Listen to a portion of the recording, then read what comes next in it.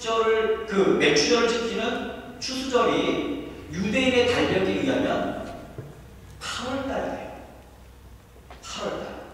한번 한국 생각해 보세요. 금년도 추석이 빠르다 보니까 한국에서 과일이나 이런 것들이 나오지 않아서 어려움을 겪었다고 하는데 8월달에 추수감사절을 지내려고 보니까 한국이나 미국은 어울리지가 않는 거예요. 맞지가 않아요. 그래서 그 오늘날의 추수감사는 성경의 명령도 따르고 실제적 추수 시기가 맞아 떨어지는 그 시기를 세탁한 것이 이제 미국에서 1941년부터 추수감사절을 지정해서 진행이 시작한 게 오늘날 우리가 지키는 추수감사절입니다. 근데 미국은 11월 셋째 주, 미국 교회 영향을 받은 한국도 11월 셋째 주, 캐나다는 좀 북쪽이다 보니까 추수가 좀 빨라서 10월 첫째 주 내지 둘째 주가 추수감사절을 지키고 있어요. 이것의 근원 말씀을 드리면 약 400년 전에 영국에서 청교도들이 메이플라워라고 하는 작은 배를 타고 신앙의 자유를 찾아서 미국으로 떠납니다. 아메리카를 찾아 떠나죠. 102명이 출발했는데 그들이 항해하는 동안, 대서양을 건너는 동안, 그리고 아메리카에 도착해서 추운 겨울을 하고 추수의 곡식을 얻기까지 절반 이상의 사람들이 굶어 죽고 얼어 죽었어요. 질려 죽었어요. 그들이 추수를 했을 때 얼마나 이게 감동스러웠던지 그들은 그 추수한 것을 전부 다 하나님께 다 바쳤습니다. 그리고 3일 동안 잔치를 했어요. 3일 동안 예배를 드렸어요. 그것이 오늘날 추수감사절의 기원이 되는데 미국이라는 나라가 어떤 나라입니까? 이와 같은 신앙에서, 이와 같은 감사에서, 이와 같은 예배 속에서 강대국이 된 나라가 신앙적 전통에서, 근간에서 시작된 나라가 바로 미국이라고 하는 나라예요. 물론 오늘날 미국이 경제적 위기에 있다고 하지만 저는 미국이 호락호락하게 넘어갈 나라가 왜? 철저히 신앙적 뿌리에서 시작합니다. 지금은 타락하고 지금은 범죄가 많은 것 같지만 저는 저런 시간을 통해서 다시 하나님께로 돌아가는 역사가 반드시 나타날 거예요. 이미 미국의 많은 교회들이 성장하고 있습니다. 미국의 많은 교회들이 교회로 사람들이 몰려들고 있으니까 왜요? 범죄고 하나님 떠났던 분들이 다시 그들의 뿌리 하나님께로 돌아가기 시작했고 하나님을 죽고 사모하기 시작했다라고 합니다. 왜? 그 뿌리가 출발이 철저한 하나님 신앙에서 출발했기 때문인 거죠. 감사를 잘하면 복을 받습니다.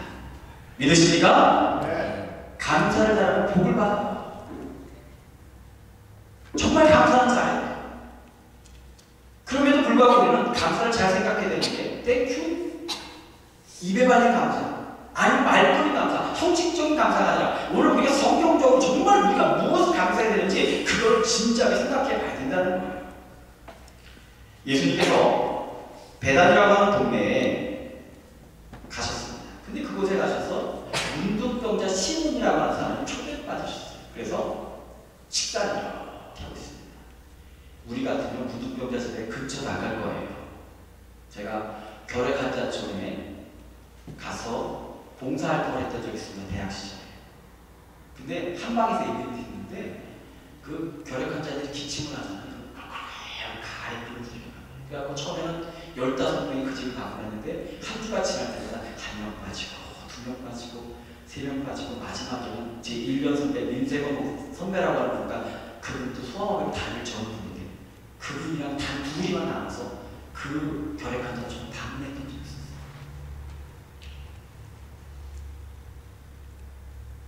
문둥병자집 사람들은 가지 않아요. 그런데 예수님이 그 베다니 마을에 문둥병자집에 찾아가셨어요. 식사를 하실 때 그때 갑자기 한 여인이 나타나더니 손에 옥합이라고 다시 말하면 한국의 도자기 병 같은 큰 병을 들고 나타나는 거예요.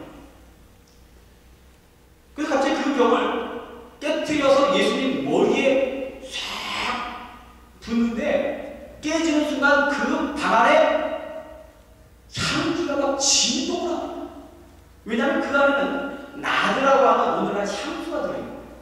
이 나드가 얼마나 비싼지 이 인도에서 생산돼 갖고 이 중동 지역으로 수출되는 실코드를 따라서 수출되는데 이 향수가 얼마나 귀하고 여자들에게는 아주 그 선호의 오늘날 명품의 대상인지 돈이 생길 때마다 조금씩 뭐 1cc, 2cc 사가지고 그것을 병이 모아놓은 거예요.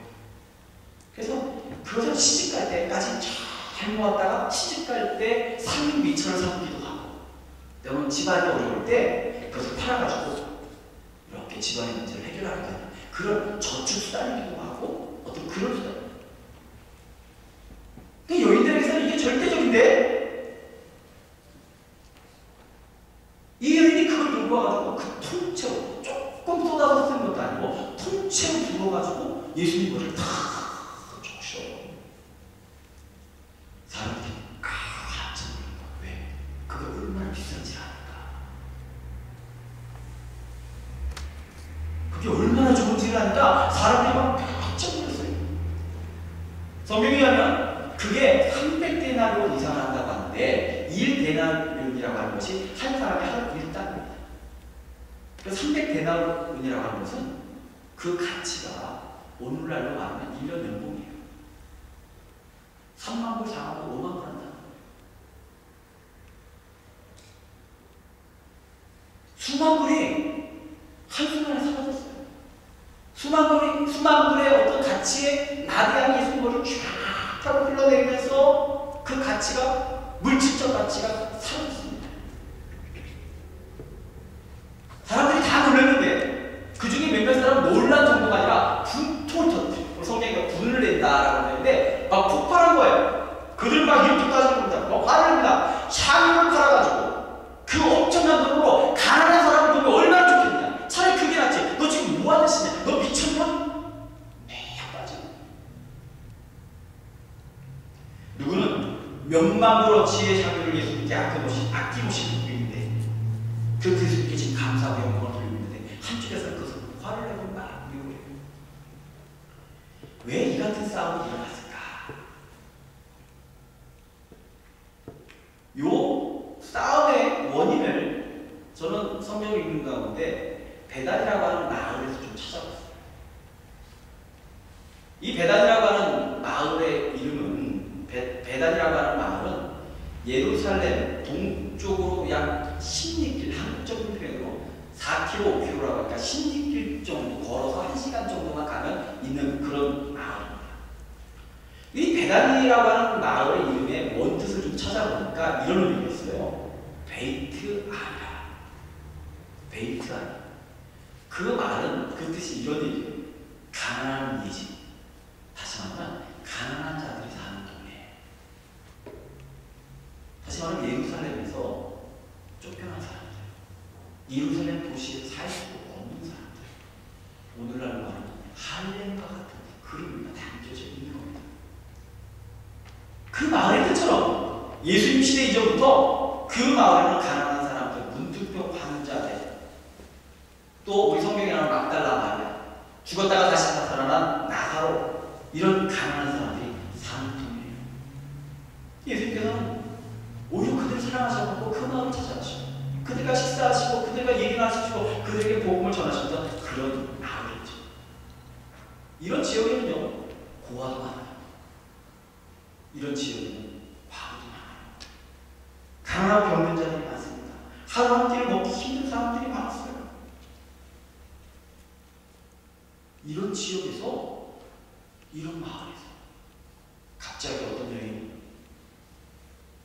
그 온 동네 사람이 먹고도 남을, 며칠을 먹고도 남을 엄청난 금액의 돈을 한순간에 꽝 하고 날려버리니까 사람들은 분통 터뜨리는 거예요. 다 표현되진 않았지만 이런 얘기입니다. 야, 이거를 나가 지금 굶고 있는 고아가 있지 않냐? 나가봐라. 지금 먹을 것을 찾아 헤매는 사람들이 있지 않냐? 막 그런 얘기인 거예요. 가난한 사람들, 이 주변 온통이 가난하고 다 배고픈데 그들을 보면 좋지 않겠느냐라고 하는 그런 이야기를 펼치는 거죠.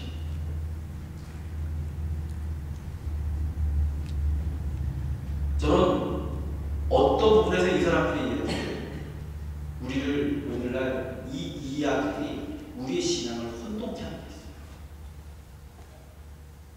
오늘날 교회를 핍박하는 많은, 교회를 욕하는 많은 사람들의 비난이 이 사람들의 비난을 갖고 와서 교회가 뭐하고 있냐? 가난한 사람들이 얼마나 많은데 교회가 없고 있냐? 가난한 사람들이 얼마나 많은데 왜 교회로 오고 있냐? 이 비난이 오늘날 동일하게 믿는 자들을 향해서 오늘날 교회를 향해서 나타나고 있어요. 믿는 사람들까지도 이거 착각 속에 살아갑니다. 교회가 뭐하고 나 한국만 돈다 누구를 돕기로 이거 엄청난 착각이에요. 저는 오늘 이걸 좀 분명히 짚고 싶어요. 우리 신앙은, 저는 설교를 준비하면서 제가 신앙의 정의를 가끔 제 생각을 따라 내리지만 이런 생각이 듭니다. 신앙은 일치예요. 무슨 말이냐면 나는 하나님의 자녀입니다. 나는 구원받았습니다. 어떤 문제고 제 3자의 문제가 아니라 지금 나의 문제예요.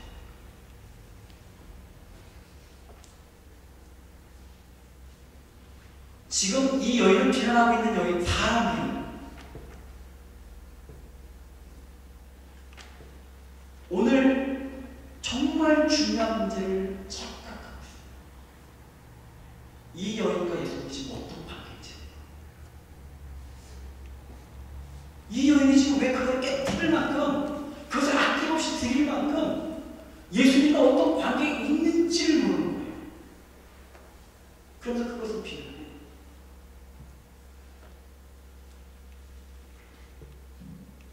배단이라고 하는 마을 상황 속에서 수만 번에 나가는 나그네를 부을 정도로 예수님을 사랑했고 감사했던 여인의 마음을 좀 한번 살펴보겠습니다. 그 여인은 도대체 미친 건가? 그 여인은 도대체 제정신인가? 오늘 세상에 많은 사람은 여러분 그렇게 봐요. 이 여인 때 놀러 가지 않고 왜 교회 와서 예배 드리는구나. 먹고 살겠는데 왜 11조를 드리는구나. 그렇게 피곤해 죽겠는데 왜 예배 드리면서 헌신하면서 그러냐고 우리가 그렇게 벌하고 있습니다. 근데 이 여인은 왜 정말 그 몇만 불에 엄청난 물을 예수님께 쏟아 부을 수밖에 없었을까? 베다니는 소외된 자들의 동네라고 이 말씀을 드렸습니다. 이들은요 단순히 물질적으로 가난한 게 아니에요. 어떤 면에서 이 사람들은요 사회적으로 매장당한 사람들입니다. 이스라엘은 종교성이 강한 나라예요. 이스라엘 사람들 평가할 때 우리는 뭐 윤리적 평가를 하고 인격적 평가를 하지만 그 사람의 첫째 평가 기준은 뭐냐면 이 사람이 율법을 지켰느냐 안 지켰느냐, 죄인이냐 아니냐. 근데 그들의 율법주의, 바리새주의가 판을 치던 그 시대는요 사람들이 그 율법주의가 지나쳐서 입는다. 병이 들어도 죄인, 시험을 당해도 때로는 고난에 닥쳐도 죄인이고, 아파도 죄인, 문제가 생겨도 죄인. 이런 율법적 판단이 너무 지나치다 보니까 이들은 사회 속에서 사회적으로 매장당합니다. 예루살렘을 들어갈 수가 없어요. 왜? 사람들이 이 사람들을 만날 때마다 이 죄인, 죽을 죄인, 심판받은 죄인 이렇게 많아요.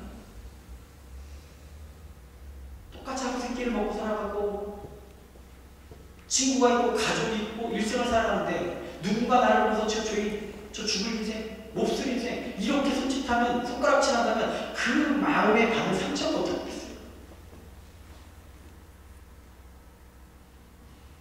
공동체에 들어갈 수가 없어요. 정상적인 사회적 생활을 할 수가 없습니다. 교육을 받을 수가 없습니다. 친구를 사귈 수가 없어요. 누구를 만날 수가 없어요. 어디 가서 따뜻하게 밥 한 끼 식당에 가서 먹을 수가 없어요.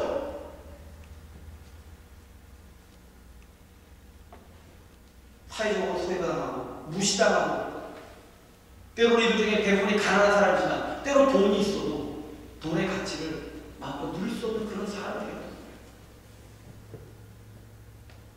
마음이 쓰린 상처를 갖고 가는 사람들이었습니다. 언젠가 제가 다큐멘터리를 종종 보는데 이런 얘기가 있더라고요. 한국에 아주 극도로 힘겨운 사람, 이런 사람들의 얘기를 듣는 가운데 어떤 사람이 이렇게 말을 해요. 죽을 용기를 먹고 자살할 용기를 먹고 그냥 잠자다가 그냥 눈이 안 떠졌으면 좋겠다. 그냥 자다가 그냥 죽었으면 좋겠다. 아침에 와서 눈을 뜨는 게 무섭다. 이 여인도 그런 인생의 소유자였습니다. 하루 사는 게 무서운 인생의 소유자였습니다.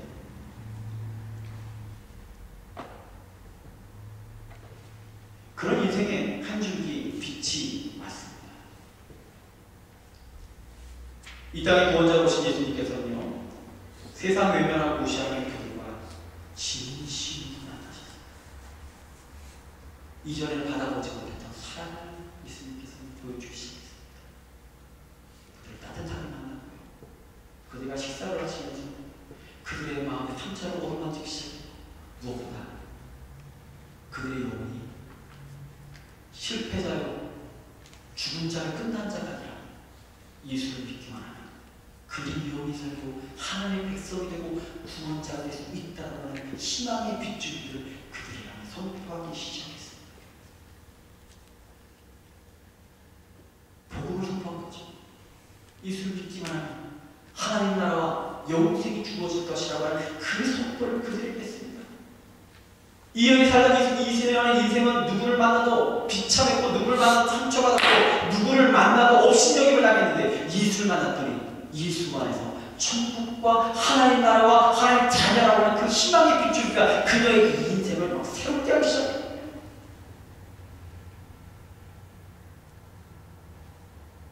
아침에 눈 뜨는 것이 되었던 그녀의 인생에 하루가 소망이 생겼습니다.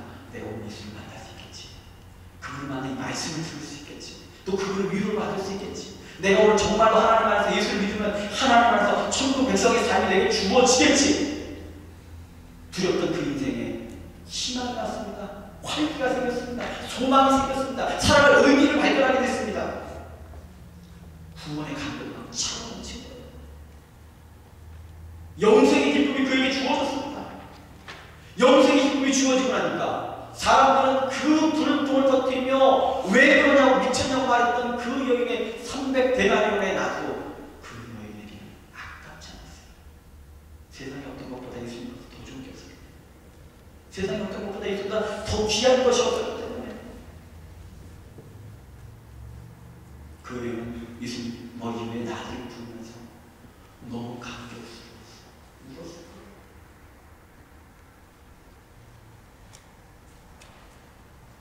예수께서 선포하신 그 자비가 얼마나 귀한지를 알아서 그 자비 속에서 그 여인은 감격스러워서 눈꽃만치도 아깝지 않으면 예수님께 사는가 그 은혜에 감사드렸습니다. 오늘 여러분 무엇을 감사하고 계세요?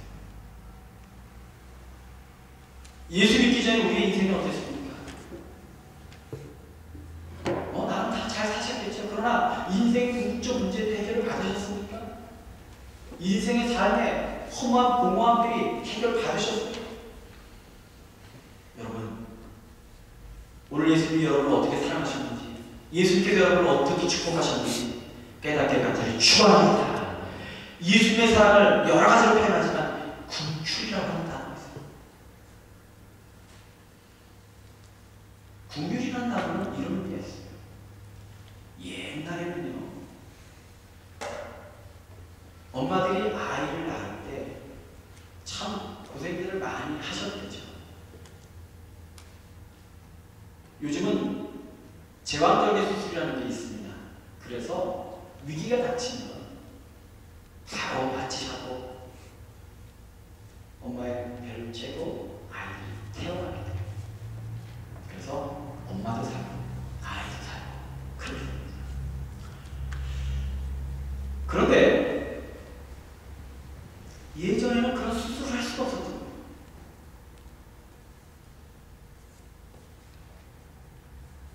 그런 상황이 되면 의사가 어머니들에게 묻는다고 합니다. 지금 이대로 두면 당신도 죽고 뱃속에 아이도 죽습니다. 누구를 살리시겠습니까? 당신이 살겠습니까? 아니면 뱃속에 아이를 살리시겠습니까?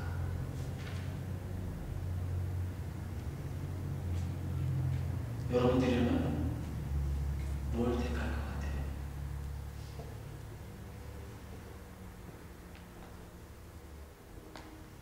배를 채서 아기를 살렸느냐, 아니면 아기를 죽여서 엄마를 살렸느냐.